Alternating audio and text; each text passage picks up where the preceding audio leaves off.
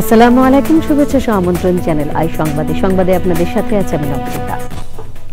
বিস্তারিত সংবাদে শুরুতেই জানিয়ে দিচ্ছি ফ্রেশ আটা ময়দা সুজি সংবাদ শিরোনাম। 21শে আগস্ট গ্রেনেড হামলা মামলায় হাইকোর্টের রায়ের বিরুদ্ধে রাষ্ট্রপক্ষের আপিল, তারেক রহমান সহ আসামিদের খালাসের বিপক্ষে আবেদন। প্রধান উপদেষ্টা ডক্টর মোহাম্মদ ইউনূসের বিরুদ্ধে অর্থ পাচার মামলা প্রত্যাহার নিয়ে আপিলের শুনানি শেষ, রায় ঘোষণা 23শে এপ্রিল। ধর্মীয় উগ্রবাদ চরমপন্থা দমনে ব্যর্থ হলে গণতন্ত্র হুমকিতে পড়বে, তারেক রহমানের সতর্কতা। ক্ষমতায় গেলে জাতীয় সরকার গড়ার প্রতিশ্রুতি। প্রধান উপদেষ্টা ডক্টর ইউনূসের সাথে সেনাপ্রধান জেনারেল ওয়াকারুজ্জামানের সাক্ষাৎ, দেশের সামগ্রিক নিরাপত্তা ব্যবস্থা নিয়ে আলোচনা। খিলক্ষেতে শিশু ধর্ষণের ঘটনায় মামলা দায়ের, সুস্থ আছে ভুক্তভোগী, দলবদ্ধ পিটুনির শিকার অভিযুক্ত কিশোরের অবস্থা স্থিতিশীল। এবং ভারতের বিপক্ষে এশিয়ান কাপের ম্যাচ খেলতে বৃহস্পতিবার ঢাকা ছাড়ছে জাতীয় ফুটবল দল, জয়ের প্রত্যয় কোচ অধিনায়কের। এছাড়াও নিটোল টাটা বিশেষ সংবাদে থাকছে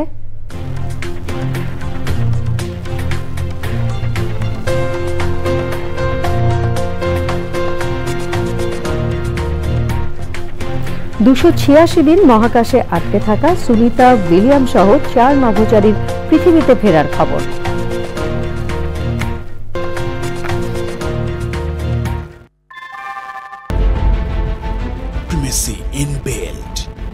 জার্মান টেকনোলজি, বাংলাদেশের first Thermex rod, Salam steel Thermax.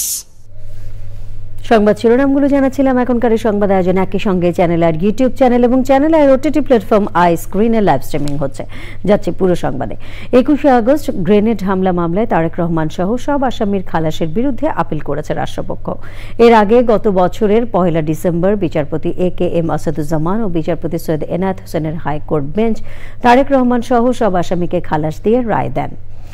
Grenade হামলার ঘটনায় দায়ের করা দুটি মামলায় 2018 সালের 10 অক্টোবর বিএনপির সাবেক স্বরাষ্ট্র প্রতিমন্ত্রী লুৎফুজ্জামান বাবু সহ 19 জনকে মৃত্যুদণ্ডাদেশ দেন ঢাকার একটি আদালত।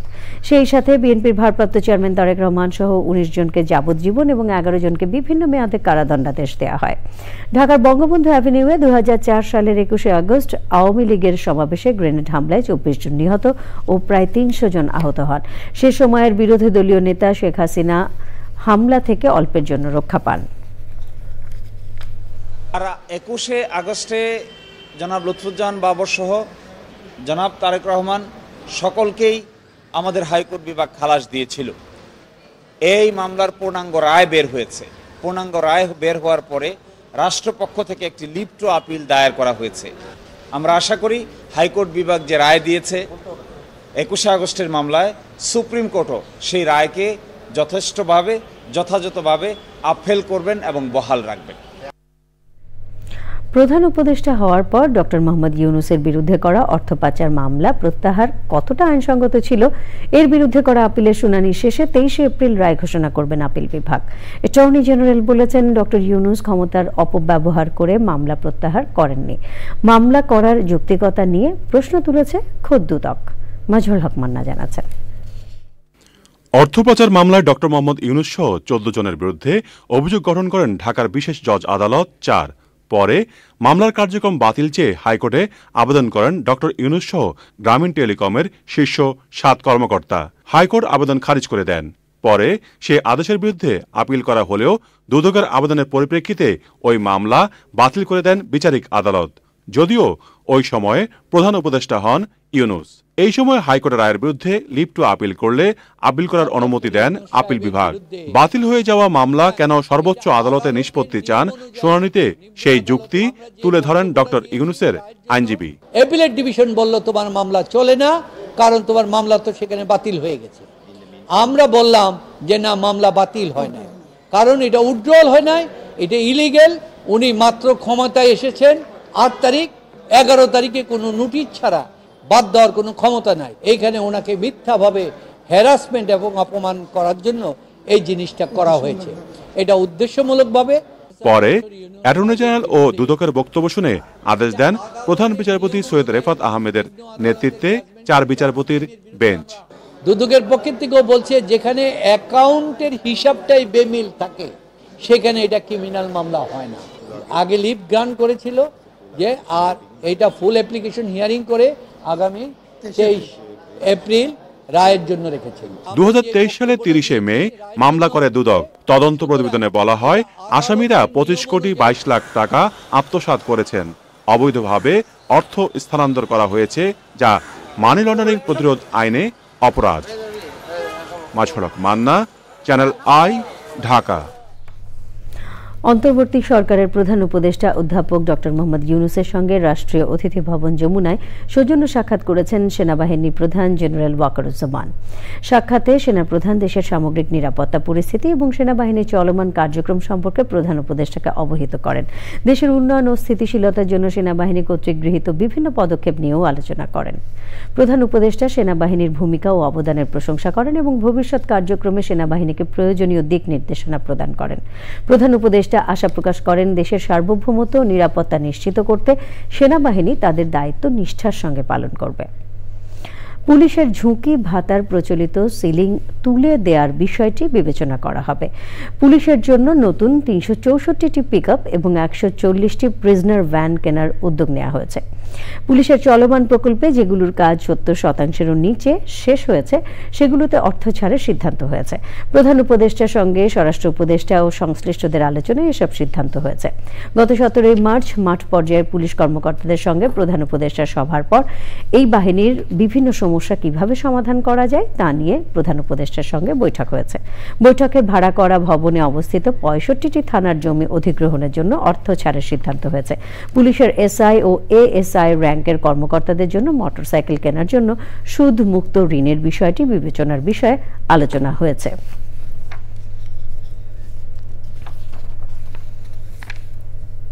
বিএনপির ভারপ্রাপ্ত চেয়ারম্যান তারেক রহমান বলেছেন ধর্মীয় উগ্রবাদ ও চরমপন্থা নিয়ন্ত্রণ করতে না পারলে গণতন্ত্র হুমকির মুখে পড়বে। রাজধানীতে রাজনীতিবিদদের সম্মানে বিএনপির ইফতার মাহফিলে ভার্চুয়ালি যুক্ত হয়ে তিনি বলেন নির্বাচন আর সংস্কারকে মুখোমুখি দাঁড় না করিয়ে নির্বাচনী সংস্কারে বেশি গুরুত্ব দিতে হবে। নির্বাচনে জয়ী হলে বিএনপি জাতীয় সরকার গঠন করবে বলে ঘোষণা দেন তারেক রহমান। রাহুল রায় জানাচ্ছেন। রাজধানীর লেডিস ক্লাবে রাজনীতিবিদদের সম্মানে বিএনপির ইফতার মাহফিল। নতুন রাজনৈতিক দল সহ আওয়ামী লীগ সরকারের বিরুদ্ধে যাদের নিয়ে যুগপৎ আন্দোলন করেছিল বিএনপি, সেই রাজনৈতিক দলের নেতারা ছিলেন ইফতার মাহফিলে। লন্ডন থেকে ভার্চুয়ালি যুক্ত হন বিএনপির ভারপ্রাপ্ত চেয়ারম্যান তারেক রহমান। সাম্প্রতিক সময় হঠাৎ করে অতীতের মতন দেশে পুনরায় নারী ও শিশু নির্যাতন, ধর্ষণ উদ্বেগজনক হারে বেড়েছে। আমরা অন্তর্বর্তীকালীন সরকারের দৃষ্টি আকর্ষণ করে বলতে চাই, ধর্মীয় উগ্রবাদীদের অপতৎপরতা এবং চরমপন্থা নিয়ন্ত্রণে ব্যর্থতার পরিচয় দিলে উগ্রবাদী জনগোষ্ঠী এবং পরাজিত ফ্যাসিবাদী অপশক্তি দেশে পুনরায় গণতন্ত্রের কবর রচনা করবে। অপরদিকে গণতান্ত্রিক বিশ্বে ইমেজ সংকটে পড়তে পারে বাংলাদেশ। চরমপন্থা এবং ধর্মীয় উগ্রবাদী অপশক্তিকে প্রতিহত করার পাশাপাশি গণহত্যাকারী পলাতক মাফিয়া চক্রকে যে কোনো মূল্যে বিচারের সম্মুখীন করার মাধ্যমে বাংলাদেশে গণতান্ত্রিক বিধি ব্যবস্থা শক্তিশালী করাই হবে বিএনপি সহ গণতন্ত্রের পক্ষের শক্তির আগামী দিনের রাজনৈতিক বন্দোবস্ত। ইফতারের আগে এই বক্তব্যে নির্বাচনী সংস্কারে বেশি গুরুত্ব দেওয়ার কথা বলেন বিএনপির ভারপ্রাপ্ত চেয়ারম্যান। অন্তর্বর্তীকালীন সরকারের কোন কোন উপদেষ্টা এমনকি দু একটি রাজনৈতিক দলকেও জাতীয় নির্বাচনের ব্যাপারে ইদানিং কিছুটা ভিন্ন স্বরে কথা বলতে শোনা যায়। আসন্ন জাতীয় নির্বাচনে বিএনপি জনগণের রায় রাষ্ট্র পরিচালনার দায়িত্ব পেলে গণতন্ত্রের পক্ষে রাজনৈতিক দলের প্রতিনিধি এবং নির্বাচিত জনপ্রতিনিধিদের সমন্বয়ে জাতীয় সরকার গঠন করবে, যা অতীতেও আমরা জাতির সামনে কমিট করেছি। জাতীয় ঐক্য বিরোধী ষড়যন্ত্র অব্যাহত রয়েছে এখনো। আমরা যদি সকলে ঐক্যবদ্ধ থাকি, স্বাধীনতা প্রিয় গণতান্ত্রিকামী জনগণ ঐক্যবদ্ধ থাকলে কোনো ষড়যন্ত্রই। তারেক রহমান বলেন গণতন্ত্রের জন্যই গণতন্ত্র সুসংহত রাখতেই সবাইকে ঐক্যবদ্ধ থাকতে হবে। রাহুল রায়, চ্যানেল আই, ঢাকা। রাজধানীর খিলক্ষেতে ধর্ষণের ঘটনায় ঢাকা মেডিকেল কলেজ হাসপাতালে চিকিৎসাধীন ভুক্তভোগী শিশুটি সুস্থ আছে বলে জানিয়েছেন চিকিৎসক। এই ঘটনায় রাজধানীর খিলক্ষেত থানায় ধর্ষণের অভিযোগে মামলা করেছে শিশুটির বাবা। দায়িত্বরত চিকিৎসক জানিয়েছেন, দলবদ্ধ পিটুনির শিকার কিশোর রবিউলের শারীরিক অবস্থা স্থিতিশীল, তবে শঙ্কামুক্ত নয়। শহীদুল্লাহ রাজু জানাচ্ছেন। মঙ্গলবার রাতে রাজধানীর খিলক্ষেতে 5 বছরের শিশুকে ধর্ষণের অভিযোগে পুলিশের সামনেই দলবদ্ধ পিটুনির শিকার হয় রবিউল হাসান ওরফে জান মিয়া নামের এই কিশোর। পুলিশ হেফাজতে থাকা রবিউলকে মারধর করেই ক্ষান্ত হয়নি উৎসুক জনতা। পুলিশের গাড়িতে আগুন ও ভাঙচুর করা হয়।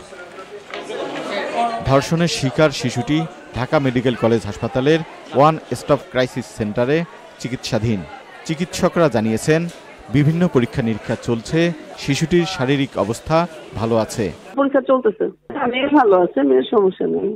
চিকিৎসাধীন অভিযুক্ত কিশোর রবিউলের শারীরিক অবস্থা স্থিতিশীল, তবে এখনও শঙ্কামুক্ত নয় বলে জানিয়েছেন চিকিৎসক। মাথার ব্রেনের ভিতরে কোনো রক্তক্ষরণ বা এই জাতীয় কিছু নাই। তো এখন আজকের যে কন্ডিশন, সেটা তার শারীরিক অবস্থায় স্থিতিশীল আছে। দলবদ্ধ পিটুনির শিকার কিশোরের দাবি, সন্দেহের বশে তাকে মারধর করা হয়েছে। সন্দেহ করে আজকে আমার মারছে। আমি আমার ছোট ফেরেশতার মতো বোন, আমি কিছু করছি না, আজকে সন্দেহ করে আমার মারছে। পুলিশ জানিয়েছে, ধর্ষণের অভিযোগে খিলক্ষেত থানায় মামলা করেছে ভুক্তভোগী শিশুটির বাবা। দুটো মামলা দায়ের করা হয়েছে। যিনি ভিকটিমের বাবার আবেদনের প্রেক্ষিতে একটা নারী শিশু নির্যাতন দমনের মামলা করা হয়েছে।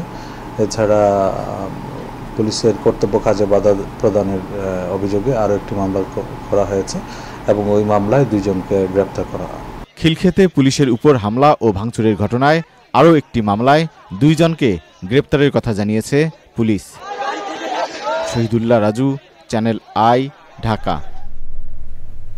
বাণিজ্য উপদেষ্টা শেখ বশিরউদ্দিন বলেছেন, সরকারের প্রতিটি সংস্থা সমন্বিতভাবে কাজ করেছে বলেই রমজানে দ্রব্যমূল্য সহনীয় আছে। তবে চালের দাম এখনো কমেনি উল্লেখ করে উপদেষ্টা বলেছেন, এই জন্য কাজ করছে সরকার। বড় কাজিম জানাচ্ছেন। 2026 সালের নভেম্বরে বাংলাদেশ স্বল্পোন্নত দেশ থেকে উন্নয়নশীল দেশের কাতারে প্রবেশ করবে, যাকে বলা হয় এলডিসি গ্র্যাজুয়েশন।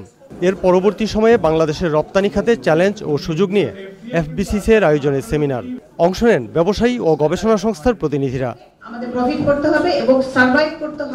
বক্তারা বলেন, কিছু চ্যালেঞ্জ ও অসুবিধা সত্ত্বেও বাংলাদেশকে এলডিসি থেকে উত্তরণের পরবর্তী সময়ের জন্য প্রস্তুতি নিতে হবে এখনই। এজন্য রপ্তানিতে বৈচিত্র্য আনার পরামর্শ তাদের।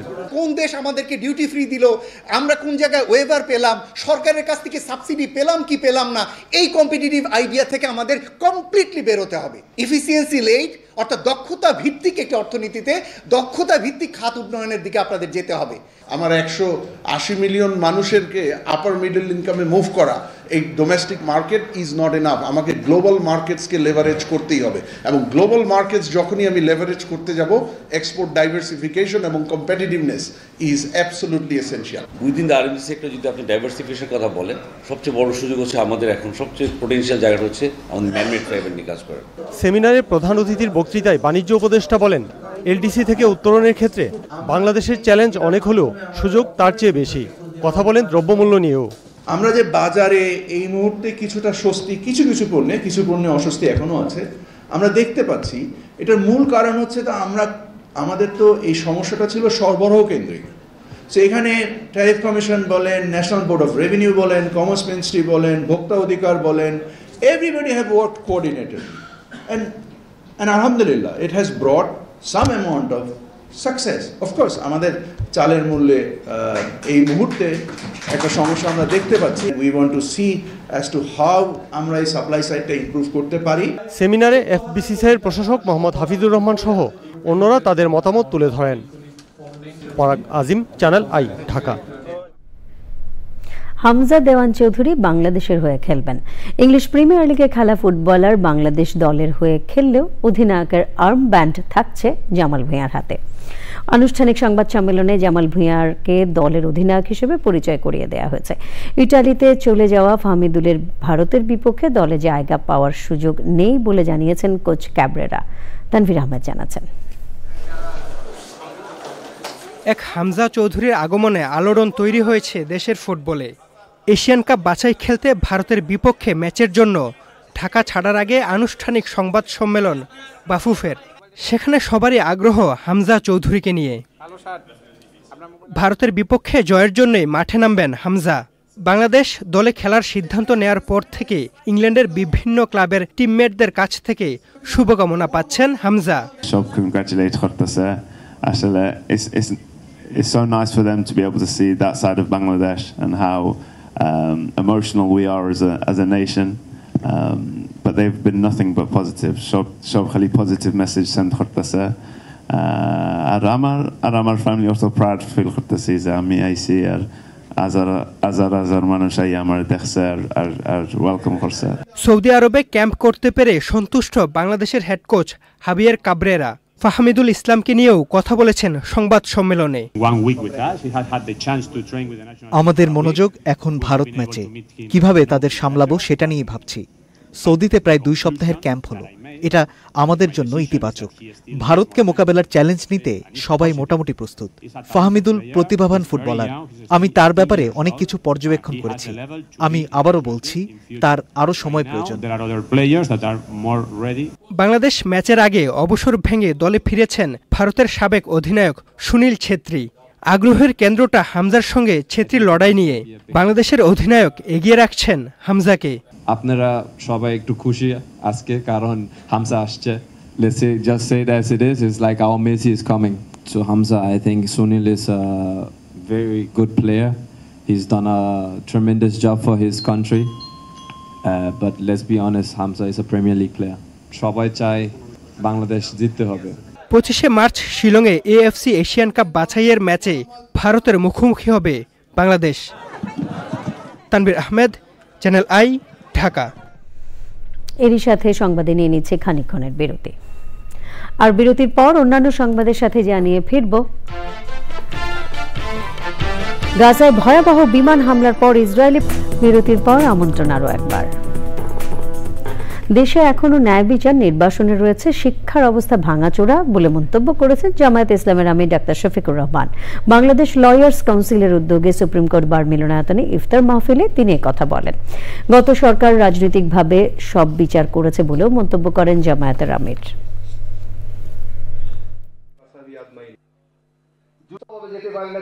দুঃখের বিষয় যে 2টি উপাদানই এখন চরমভাবে ক্ষতিগ্রস্ত।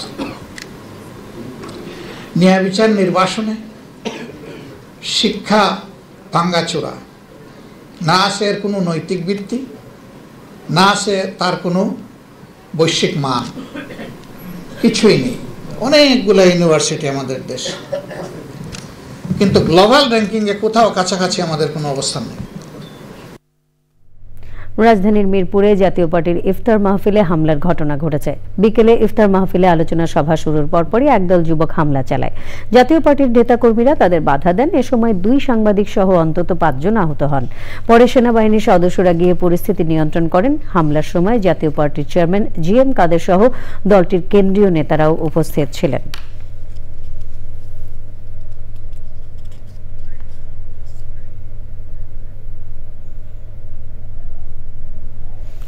দিনাজপুরে রাজনৈতিক দলের 2 নেতার বিরুদ্ধে কড়াই বিলের হাজারো আম গাছ কেটে ফেলার অভিযোগ উঠেছে। তবে গাছ কাটার বিষয়ে কিছুই জানেন না বন বিভাগ ও উপজেলা প্রশাসন।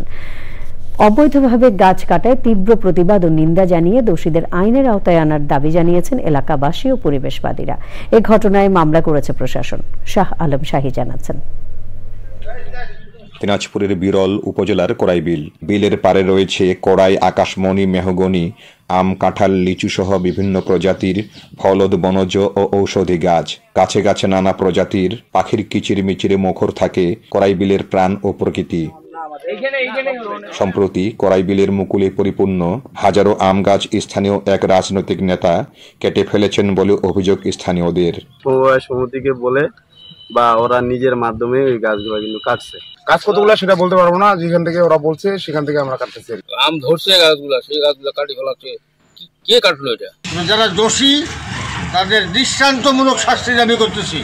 তবে অভিযুক্তদের দাবি টেন্ডারের মাধ্যমে সব গাছ কাটা হয়েছে। টেন্ডারটা হয়েছে 3 বার আমি হাইয়েস্ট হয়েছি। 4,10,000 টাকা দিয়ে আমি কিনছি। কিনে আমাকে তারা লিখিত দিছে, সোনালী ব্যাংকে আমি টাকা জমা দিছি। জমা দিয়ে আমি কাটতেছি, আমি কোনো সমস্যাই হয়নি। যার কাগজপত্র আমাদের কাছে রয়েছে। এখন আজকে যেটি আলোচনা জানলাম যে আমাদের কোনো কাগজপত্র নাই বা মামলা আছে, এই কথাটাও এক কথা। টেন্ডার বা গাছ কাটার কোনো অনুমোদন দেওয়া হয়নি জানিয়েছে প্রশাসন। মুঠোফোনে সংবাদ পেয়ে থাকি যে এখানে অনেকগুলো গাছ কাটা হয়েছে, সাথে সাথে এখানকার বিট কর্মকর্তাকে আমরা সেখানে পাঠিয়ে দিই। কারা গাছ কেটেছে তাদেরকে ডেকে তাদের সাথে আমরা একটু কথা বলেছি, তারা কোনো সদুত্তর দিতে পারে নাই। দেশের সম্ভাবনাময় পর্যটন কেন্দ্র করাইবিলের পরিবেশ প্রতিবেশ রক্ষায় দোষীদের আইনের আওতায় আনার জোরালো দাবি জানিয়েছেন পরিবেশবিদরা। দিনাজপুর থেকে শাহ আলম শাহী, চ্যানেল আই। ইসরায়েলের প্রধানমন্ত্রী বেনিয়ামিন নেতানিয়াহু গাজায় ইসরায়েলি হামলার প্রসঙ্গে এক ভিডিও বার্তায় সতর্ক করে বলেছেন, এটা কেবল শুরু। গাজায় ইসরায়েলি যুদ্ধ বিমানগুলো থেকে ব্যাপক পরিসরে হামলার পর নেতানিয়াহু এমন মন্তব্য করলেন। যদিও ইসরায়েলি বাহিনীর দাবি তারা শুধু হামাসকে লক্ষ্যবস্তু করেই হামলা চালিয়েছে।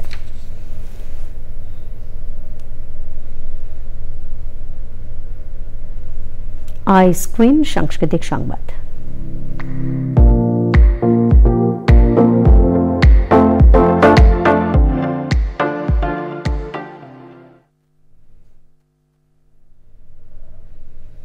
বিনোদনের দুনিয়া ওটিটি প্ল্যাটফর্ম আই স্ক্রিনে প্রদর্শন করা হচ্ছে নাটক সেদিন ছিল শুক্রবার।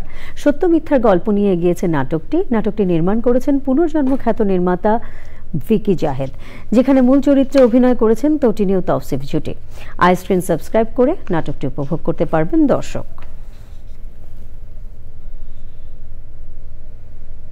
নিটোল টাটা বিশেষ সংবাদ।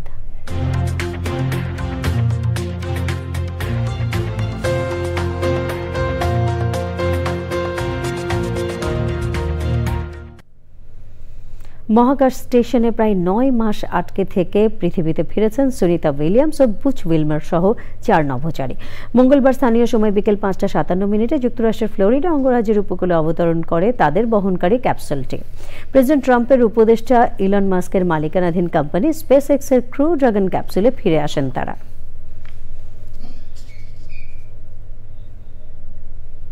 এবারে কৃষি সংবাদ।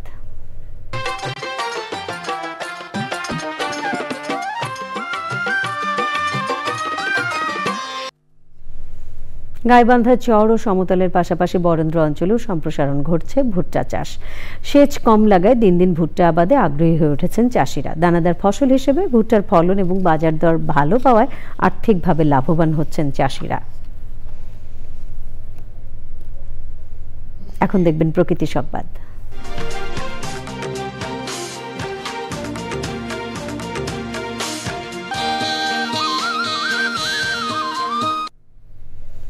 আইন লঙ্ঘন করে চাঁপাইনবাবগঞ্জের লোকালয় ও ফসলি জমিতে গড়ে উঠেছে ইটভাটা। স্বাস্থ্য ঝুঁকির বৃদ্ধির পাশাপাশি ফসল নষ্ট হওয়ার চরম ক্ষতির মুখে পড়েছেন স্থানীয়রা। ভাটার বিষাক্ত ধোঁয়ায় নষ্ট হচ্ছে প্রকৃতি ও পরিবেশ।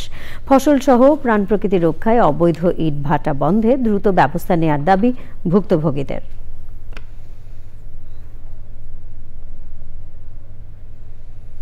পূবালী ব্যাংক বাণিজ্য সংবাদ।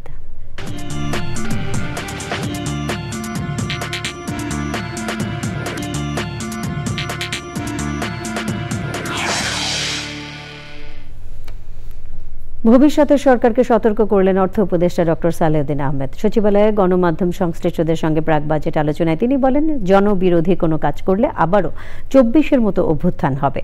অন্তর্বর্তী সরকারের বাজেট এমন জনকল্যাণমুখী হতে হবে যে চাইলেই তা কেউ ছুঁড়ে ফেলতে পারবে না বলেও মন্তব্য করেন অর্থ উপদেষ্টা। সম্পদের সীমাবদ্ধতার কথা মনে করিয়ে উপদেষ্টা বলেন, প্রত্যাশার বারুদ খুব বেশি না চড়াতে। আলোচনায় সামাজিক সুরক্ষার আওতা এবং ভাতার পরিমাণ বাড়ানোর পরামর্শ দেন গণমাধ্যমের জ্যেষ্ঠ সদস্যরা। টেলিভিশনের কর্মীদের জন্য পৃথক ওয়েজ বোর্ড চালুর বিষয়ে অর্থ মন্ত্রণালয়ের উদ্যোগ নেওয়ার কথা বলেন তারা। আমাদের মূল উদ্দেশ্যই বাজেটে যে আমরা চাচ্ছি একটু সমতা ভিত্তিক এবং কল্যাণমুখী একটা রাষ্ট্রের দিকে আমরা যেতে পারি কিনা, কিন্তু আমরা তো সবটা যেতে পারবো না। আমাদের সময়টা সংক্ষিপ্ত, সময়টা নাই বললাম, সেটা আমাদের উচ্চ পর্যায়ে ডিসিশন হবে কতটুকু আমরা থাকবো।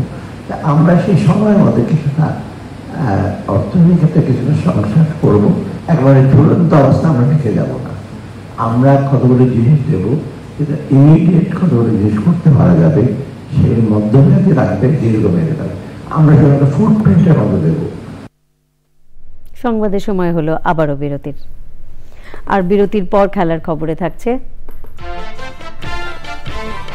এখনই জাতীয় দলে খেলার অবস্থায় নেই ইতালি প্রবাসী ফুটবলার ফাহমিদুল, ভবিষ্যতে কাজে লাগানোর পরিকল্পনা বাফুফে। রোহিঙ্গাদের পূর্ণাঙ্গ ডাটাবেস দিতে সম্মত হয়েছে জাতিসংঘের শরণার্থী বিষয়ক সংস্থা UNHCR। বিকেলে নির্বাচন ভবনে সংস্থার প্রতিনিধিদের সাথে বৈঠক শেষে জাতীয় পরিচয় নিবন্ধন অনুবিভাগের মহাপরিচালক বলেন 2018 সাল থেকে এই ডাটা পেতে চেষ্টা করা হচ্ছিল।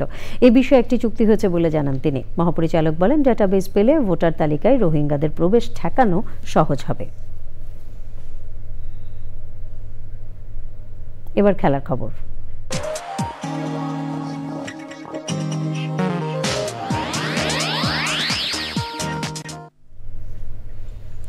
ফাহমিদুল ইসলামকে ভারত ম্যাচের দলে ফেরানোর দাবিতে আন্দোলন করেছে ফুটবল সমর্থকরা। বাফুফের আনুষ্ঠানিক সংবাদ সম্মেলনের সময়ও টিম হোটেলের বাইরে বিক্ষোভ করে ফুটবল সমর্থকরা। পরে ফাহমিদুলকে বাদ দেয়া নিয়ে বাফুফের সভাপতি তাব্বিত আওয়ালের সাথে বৈঠক করেন তারা।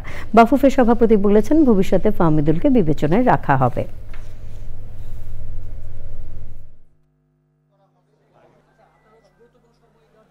এই ডিসকাশনটা চলমান থাকবে।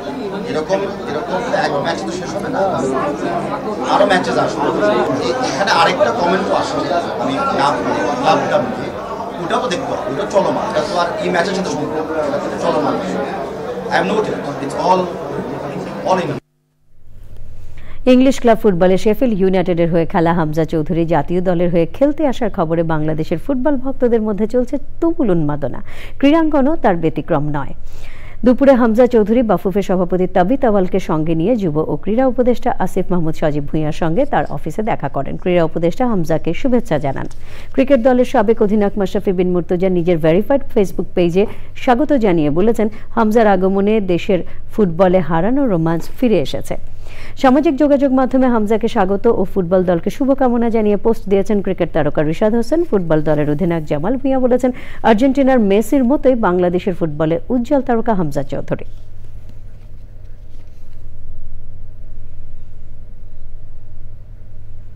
সংবাদের শেষ ভাগে আমরা সবশেষে ফ্রেশ আটা, ময়দা, সুজি সংবাদ শিরোনামগুলো জানিয়ে দিচ্ছি আরও একবার। 21শে আগস্ট গ্রেনেড হামলা মামলায় হাইকোর্টের রায়ের বিরুদ্ধে রাষ্ট্রপক্ষের আপিল। তারেক রহমান সহ আসামিদের খালাসের বিপক্ষে আবেদন। প্রধান উপদেষ্টা ডক্টর ইউনূসের বিরুদ্ধে অর্থ পাচার মামলা প্রত্যাহার নিয়ে আপিলের শুনানি শেষ। রায় ঘোষণা 23শে এপ্রিল। ধর্মীয় উগ্রবাদ, চরমপন্থা দমনে ব্যর্থ হলে গণতন্ত্র হুমকিতে পড়বে, তারেক রহমানের সতর্কতা। ক্ষমতায় গেলে জাতীয় সরকার গড়ার প্রতিশ্রুতি। প্রধান উপদেষ্টা ডক্টর ইউনূসের সাথে সেনাপ্রধান জেনারেল ওয়াকারুজ্জামানের সাক্ষাৎ। দেশের সামগ্রিক নিরাপত্তা ব্যবস্থা নিয়ে আলোচনা। হিলক্ষেতে শিশু ধর্ষণের ঘটনায় মামলা দায়ের, সুস্থ আছে ভুক্তভোগী। দলবদ্ধ পিটুনির শিকার অভিযুক্ত কিশোরের অবস্থা স্থিতিশীল। এবং ভারতের বিপক্ষে এশিয়ান কাপের ম্যাচ খেলতে বৃহস্পতিবার ঢাকা ছাড়ছে জাতীয় ফুটবল দল। জয়ের প্রত্যয় কোচ অধিনায়কের। পরবর্তী সকল সংবাদ দেখার আমন্ত্রণ রইল। ধন্যবাদ সবাইকে।